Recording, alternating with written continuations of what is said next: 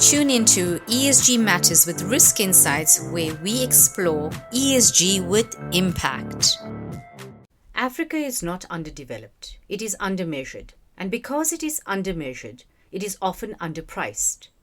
In global capital markets, what cannot be measured is either mispriced or ignored. Hi everyone, and welcome back to ESG Matters with Risk Insights. I'm your host, Anushka Bogdanov.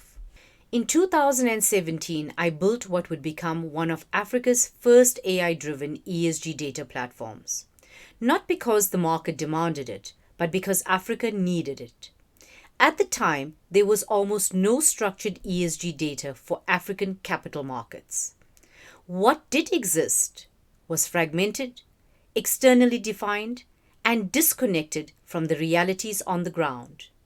And that gap had consequences. Because without data, Africa is discounted. With data, Africa becomes investable. The tool we built is called ESG GPS. It was designed to measure, standardize, and interpret ESG performance across listed African companies in a way that global markets could understand without losing the African context. It measures environmental factors such as energy, water, waste, and carbon. It assesses social indicators such as the workforce, communities, and human capital. And it evaluates governance such as leadership, accountability, and decision making. But it goes beyond disclosures as it integrates over 300 data signals, market capital, news flows, and real world events to understand how companies behave, not just what they report. Because ultimately, ESG is not about reporting. It is about behavior.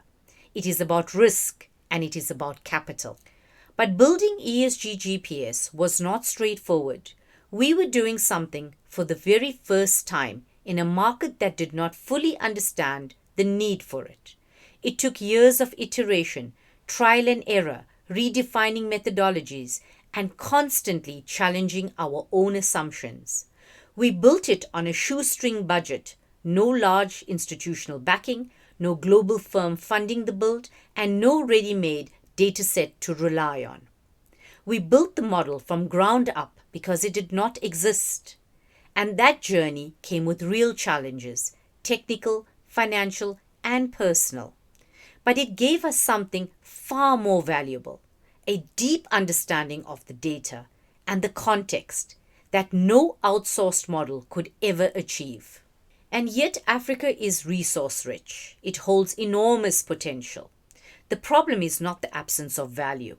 The problem is the absence of credible, structured data. Because capital does not flow to potential. It flows to what can be measured. But there is a deeper issue. For decades, Africa's capital narrative has been shaped through imported lenses, well-intentioned, but often disconnected from the continent's true asset base. In the process, we have underleveraged our own resources and not fully deepened capital within our own markets. And in a world that is increasingly defined by geopolitical conflict and competing economic blocs, that leaves Africa exposed. Which means the shift we are seeing today is not optional, it is strategic, and it is necessary. We built ESG GPS as an SME, and within a few years, we scaled it across 9 African stock exchanges, connecting different parts of the capital market ecosystem. Because historically, no international rating agencies invested in African ESG data unless they were paid first. We chose to invest in it because we believed Africa's story deserved to be told with integrity, not imported from the global West. Because when Africa is interpreted through external lenses alone, its risks are overstated, its strengths are understated, and its capital potential is not fully realized. One of the greatest risks in ESG today is greenwashing, and Africa is particularly vulnerable to it. When data is weak, narratives take over. ESG GPS was designed to challenge that. It validates disclosures. It detects inconsistencies. It tracks behavior through external signals because ultimately, data is what keeps everyone honest. It also strengthens the integrity of assurance processes, particularly as ESG evolves into carbon accounting, where environmental variables increasingly drive financial decisions. This requires data management systems that are independent, consistent, and verifiable, so that confidence in the system is maintained and the lessons from past failures in financial assurance are not repeated. My journey into this work is deeply personal. I grew up in a system shaped by apartheid, in a patriarchal environment where opportunity was defined by race and gender. I was educated in a segregated system. As a child, I experienced a traumatic incident that left me in hospital for months, learning to walk again. My schooling was disrupted. I changed schools many times, but I moved forward. I completed my degree in political science with finance in the year apartheid was abolished. And today I hold one of the few doctorates globally focused on ESG and capital markets in Africa.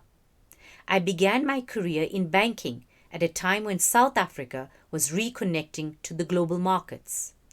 I worked on establishing trade finance lines with international banks, and it was there that I first understood how capital moves and how access to capital shapes economies.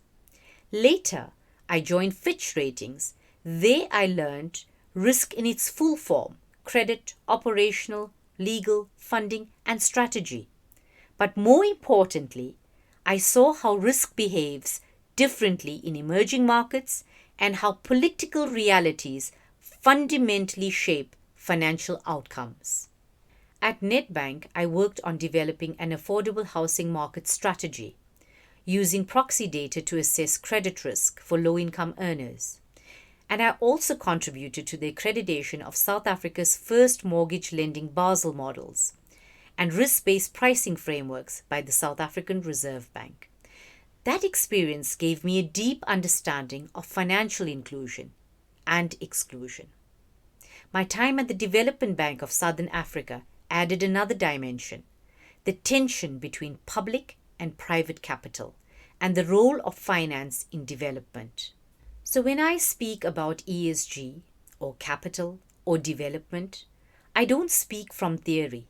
I speak from lived experience of exclusion, of rebuilding, and of creating access where none existed before. This is what Risk Insights represents, and this is what ESG GPS represents. Not just a tool to measure, but a system to create access to capital, to bring credibility to African markets, to signal what is real and what is not.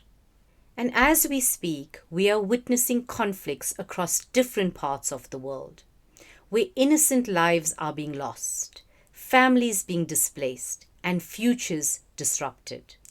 And it is in moments like these that we are reminded of something fundamental: that political power and the control of resources have always shaped financial systems, and at times have led to conflict. Because capital is never neutral. It is influenced by power, by access, and by the structures that govern it. And for regions like Africa, this global instability does not happen in isolation. It exposes vulnerabilities, it shifts capital flows, and it reinforces the need for resilience, for independence, and for stronger, more credible systems. Which is why, now more than ever, how we measure, how we govern, and how we position our markets matter. Because the future depends on one thing: whether Africa is measured correctly.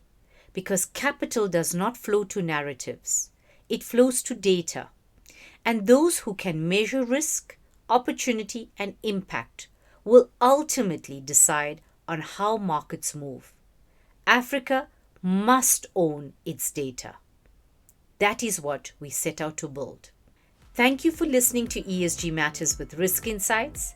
I will be taking a short break. My colleagues Daniel Omar, Herschel Shongwe, and Spamanla Koza will continue the conversation, bringing their perspectives on ESG, data, and what it means for them and the next generation.